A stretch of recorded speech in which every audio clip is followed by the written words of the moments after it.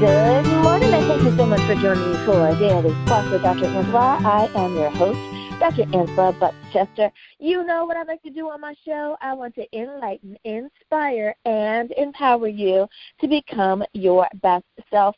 Now, Scripture reminds us that the tongue is a small thing that makes grand speeches, but a tiny spark can set a great forest on fire. And today I want to get you fired up about a book entitled Nicholas and Veronica. Its author is Raymond Schmidt. Now let me tell you a little bit more about Mr. Schmidt.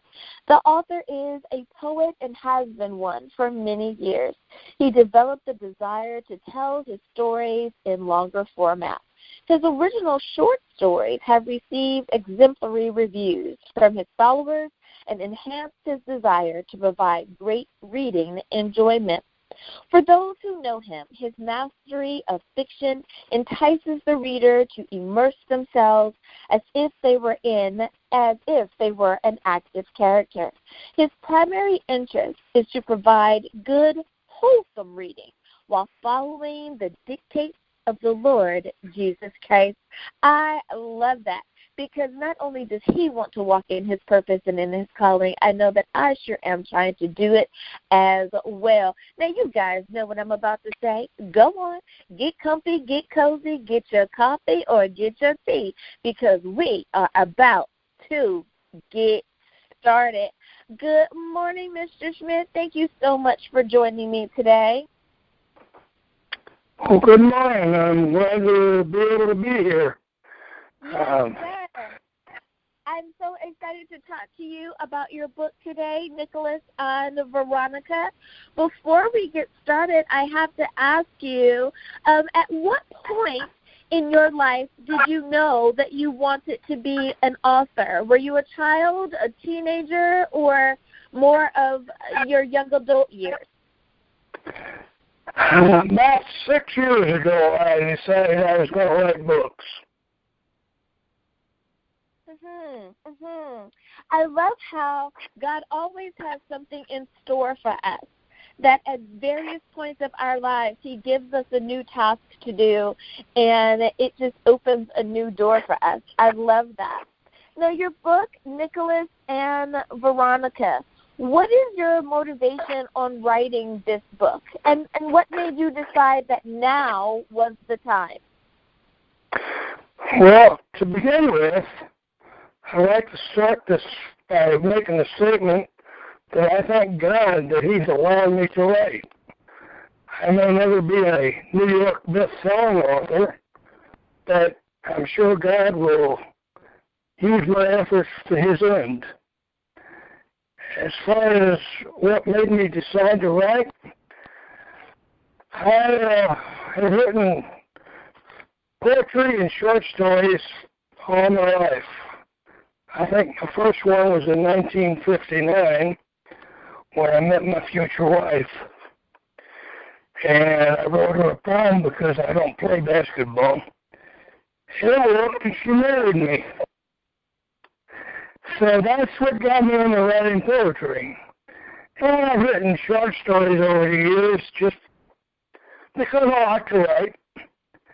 And when my wife passed away in 2013, I thought, well, I'm just going to retire and do nothing. Well, doing nothing doesn't last very long. So I decided I knew I could write short stories. I decided I'd write books. And I just like to write books. So I picked Nicholas and Veronica because that's my version of where Santa Claus came from. Now, the title of your book, Nicholas and Veronica, was there any particular inspiration behind the two names? How did you come up with that? Well, Nicholas, of course, is St. Nick, and Veronica was originally going to be Virginia, but I talked to my people that I sell my books to, and one young man said, well, no, her name should be Veronica. And I said, well, you know as well as I do, so it became Veronica, and There you go with Nicholas and Veronica.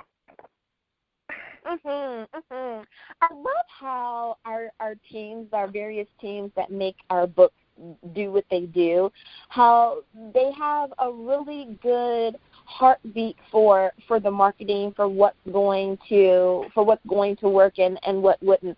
Now, I love the name Virginia. I think it's amazing. But Veronica also has a kind of little, a nice ring to it as well. So I'm glad that they were able to assist with that. I love our teams when they do what they're supposed to do. Now, when you were writing, did you have a particular message or a particular theme that you were trying to write towards, or were you trying to pass on some wisdom to the reader, Mr. Schmidt, when you were writing? Well, I'm not quite sure if I understand your question, but the way I would answer that is I sit down at my computer, and I guess the Lord tells me to write about that, so I write. There are some people who put everything together and then write their stories, and then there are people like myself who sit down and write, and the characters develop, and the story comes along, and what makes it real nice is I never know what's going to happen next, because I haven't been there. I can understand that. I can. Now, it is almost time for us to go to a break, but before we do, I wanted to ask you just one more question and in this particular half, and that is, when you were writing, did you find that you needed a particular atmosphere to write? Like, do you need it to be quiet, or did you like to write at a particular time of day? Well, I don't need quiet because I've got 2 dogs and 2 grandsons, so I wouldn't need any quiet. As far as the time of day, goes, whenever it just strikes me. I normally get up late since I'm retired, and I stay up late since I don't have any reason to go to bed. And sometime during that day, I get an idea and I start writing. I've been asked how long does it take to write a book, and I've told people, well, 6 months if I'm lazy, and shorter if I can really get down to it. I love how you said you can't have the quiet because you have grandsons and dogs, and I love that. I have a son and a dog, and you're right, it's kind of hard to have the quiet. So I love it. That is a great place to take a break. Well, listeners, it is time for us to take a very short break, but don't worry, we are going to return and continue to speak with our author of the day, Raymond Schmidt, about his book, Nicholas and Veronica, that you can find online at Amazon or at thenewvirtualworlds.com. We'll be back right after this.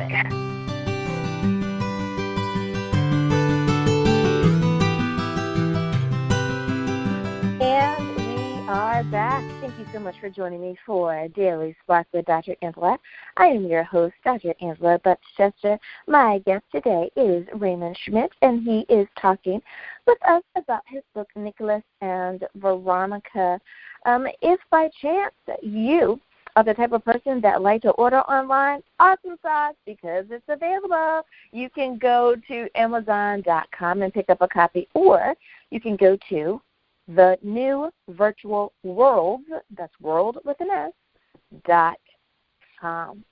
Now, Mr. Schmidt, we were talking about your book and what makes every book different. A question that I ask many times of my authors is, what makes your book unique? What makes your book different from some of the others that we find out there? Well, this book and all of my books actually are written from my soul. I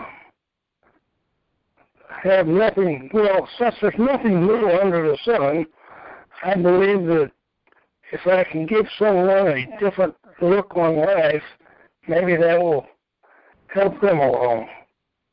We all strive to go as far as we can while we're here, and perhaps another's viewpoint might offer encouragement to move forward.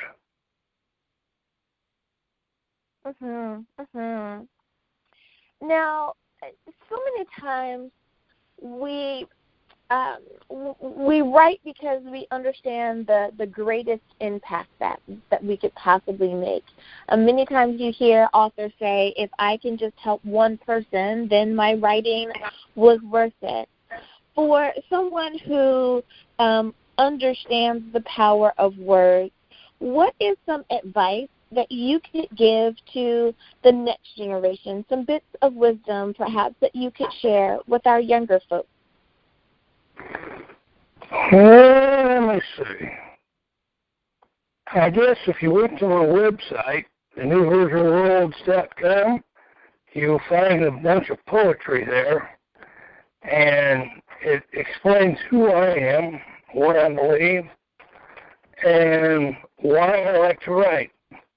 So I write a lot of poetry, and you can find a poems page on that area, and it will give you a pretty good insight as to who I am and I guess why I like to write.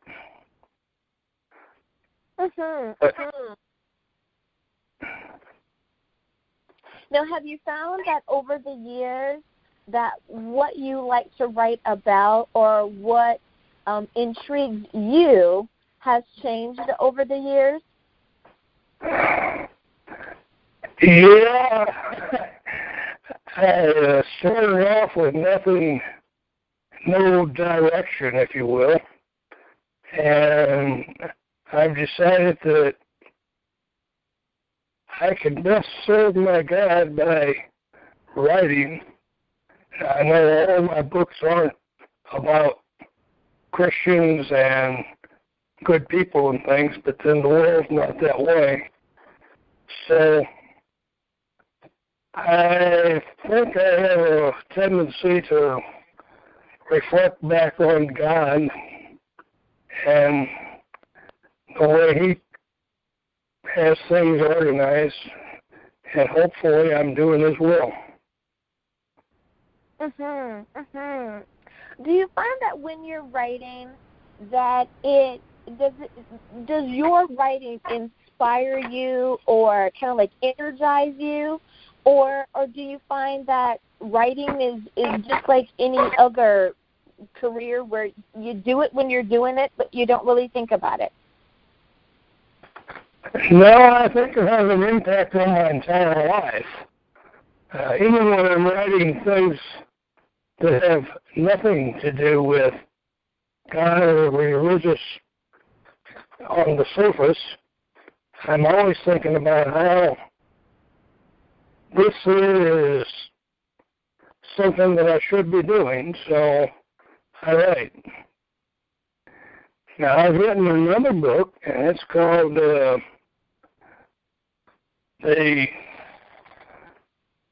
Poems from the Bible. And I was kind of happy to write that, because what I did is I read books from the Bible, and then I wrote poetry about what I thought about that book was saying. And some people like it. Nobody's ever come back and threw any rotten eggs at me, but that's just what I do. I just like to do it, and I believe, I don't know, I just believe that I should write books.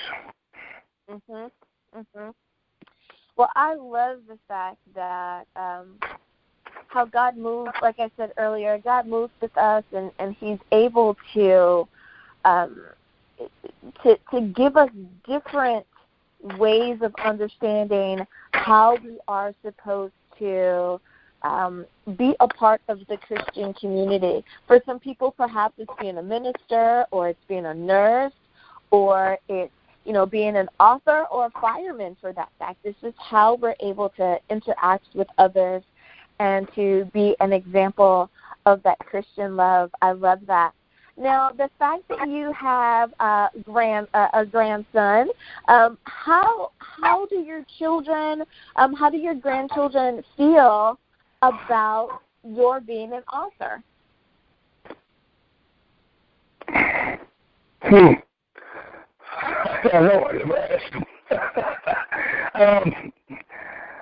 Both my grandsons live with me. And they're both adults now, and they're both Christians,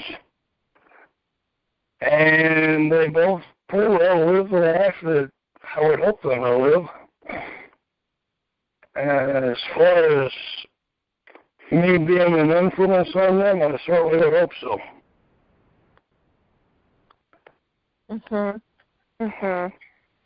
I tell you, I love it. I love the fact that family is able to pass that on. I don't think that they necessarily always think about it in the moment. You know, they're like, yay, and it's kind of over. But then later on, it's like, wow, you know, my dad, my grandpa wrote a book. And it's like, that's amazing. So what a wonderful way to carry on your legacy. I love it. I love it. Now, before we end our time together, Mr. Schmidt, I just wanted to give you an opportunity to, if there are any final thoughts that you would like to share with our listeners, any bits of wisdom that you would like to pass on to those that are listening today. Well, let's see.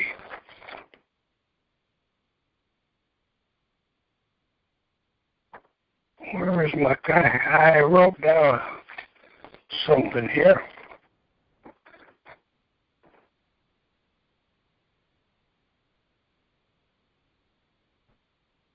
Final thoughts.